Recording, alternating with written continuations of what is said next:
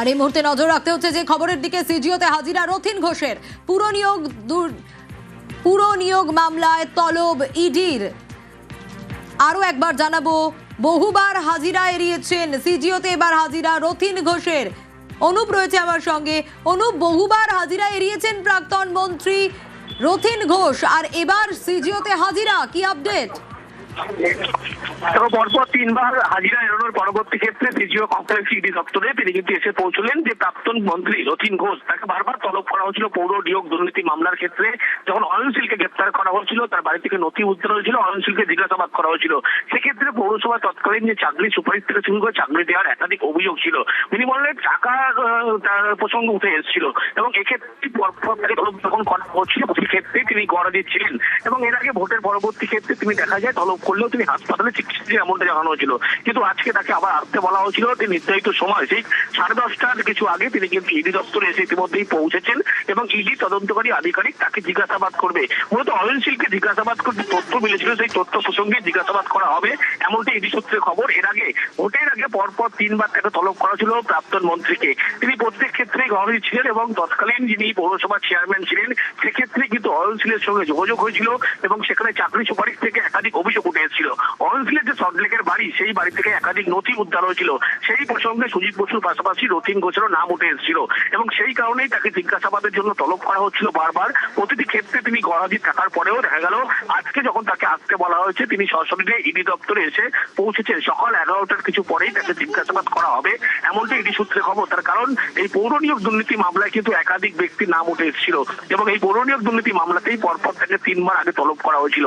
প্রতিটি ক্ষেত্রে তিনি গড়াজির থাকলেও তার চতুর্থবারের মাথায় দেখা গেল ইডি দপ্তরে সশরীরে তিনি এসে পৌঁছলেন এবং ইডি তদন্তকারী যে তিনজন আধিকারিক, তাদের মধ্যে দুজন আধিকারিক তাকে জিজ্ঞাসাবাদ করবে এমনটাই ইডি সূত্রে খবর। এবং ইডির পক্ষ থেকে গোটা বয়ান লিপিবদ্ধ করা হয় বলে এমনটাই খবর। সঙ্গে থাকা অনুপ। আমায় ডেকেছে কিসের জন্য আমি তো জানি না, জানতে পারবো, ভেতরে গেলে জানতে পারবো। আবারও অনুপের কাছে যাব। অনুপ, যেমনটাই তুমি বলছিলে, বহুবার তিনবার হাজিরা এড়িয়েছেন প্রাক্তন মন্ত্রী, আর অবশেষে সিজিওতে হাজিরা দিলেন।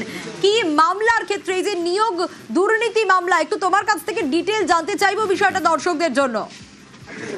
পৌরসভা নিয়োগ দুর্নীতি মামলায় যখন রিক্রুটমেন্ট হয়েছিল, সেক্ষেত্রে কিন্তু তার এই বেআইনি ভাবে রিক্রুটমেন্ট হয়েছিল। তার পৌরসভাতে এমনটাই অভিযোগ করেছিল। যখন অয়নশীলকে বারবার জিজ্ঞাসাবাদ করা হয়েছিল, তার বাড়িতে নথি উদ্ধার হয়েছিল, সেক্ষেত্রে অয়নশীলকেও জিজ্ঞাসাবাদ করে একই রকম তথ্য পায় এবং রিক্রুটমেন্ট সংক্রান্ত এই বেনিয়ম ভাবে করা হয়েছিল এমনটাই তথ্য মিলেছিল। সেই কারণেই তাকে জিজ্ঞাসাবাদের জন্য বারবার তলব করা ছিল।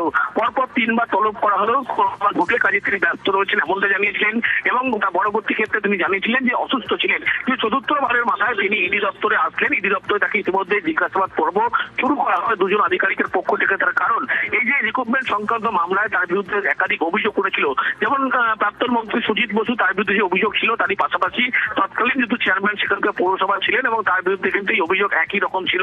অয়নশীলের সঙ্গে কিভাবে এই নিয়ম মেনে চাকরি হয়েছিল কিনা, এগুলো তথ্য অনুযায়ী পেয়েছে বেনিয়ম ভাবে চাকরি হয়েছিল এবং সেই অনুযায়ী টাকার লেনদেন হয়েছিল কিনা এই সম্পর্ক জানার জন্যই তাকে কিন্তু তলব করা হয়েছিল।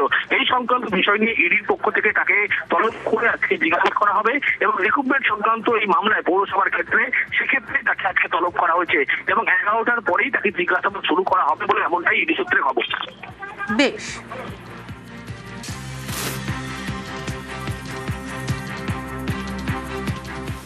আমায় ডেকেছে কিসের জন্য আমি তো জানি না, জানতে পারবো, ভেতরে গেলে জানতে পারবো।